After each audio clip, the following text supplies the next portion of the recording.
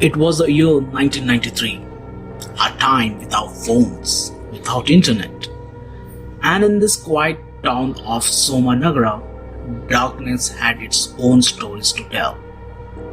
This is one such story, the night Parvathi met the midnight visitor. Parvathi was newly married. Her husband, a government officer, stayed away for weeks at a time. Every midnight, she would wake up to fill the water from the tap across the street, the only hour water flowed. And she's been doing this for 6 long months. One night, she noticed him, a man, tall, strikingly handsome, dressed in a white dhoti, his hair long and flowing. He walked past her silently, disappearing into the fog. Parvati had never seen him before. The next night, he passed again, then again. In the second week, he smiled, but there was something wrong with that smile. His eyes didn't match the rest of his face. They were dull, lifeless, almost borrowed. During the fourth week, one night, the street was empty. This man didn't appear. Parvati felt relieved.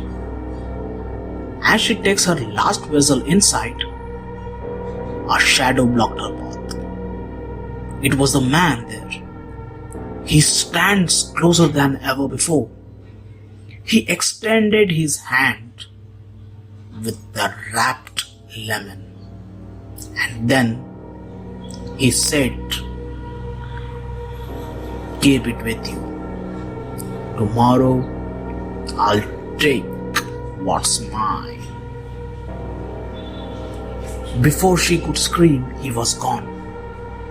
Only the sound of heartbeat and that lemon which is wrapped in an old paper.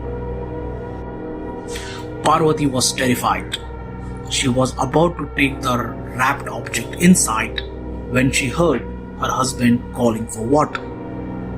As she needed both hands to carry the vessel, she placed the lemon on the grinding stone near her home, and she rushed inside. But when she entered, her husband was fast asleep. So was everyone else. Parvati ignored the calling and she slept. But that night, before her eyes shut, she heard something whispering her name. The next night, at 3 a.m., she heard it again, a sound like something heavy scraping the ground.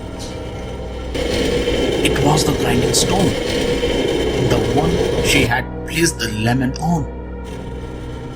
It was dragging itself down the path towards where the man had once walked. By watching this, Parvati couldn't move. She couldn't scream. It was as if her throat was soon shut from inside, and the grinding stone vanished into the fog.